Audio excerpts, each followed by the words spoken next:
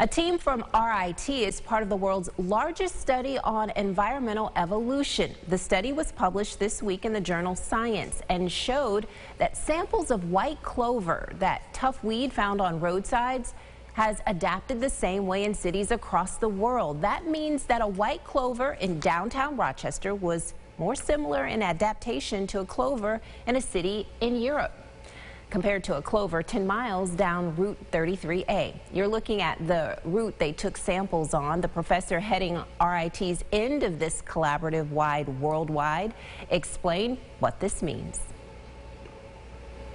That what we think we're seeing, what we found evidence of in this study, is that cities are actually driving evolution differently than, for example, in rural areas. Urbanization, meaning cities growing up, or, for example, losing natural habitat, having more impervious surfaces when we talk about things like climate change. And so here it's not just saying, do we find habitat loss with urbanization, but actually finding that the growth of cities is actually potentially changing the genetics of these particular plant communities.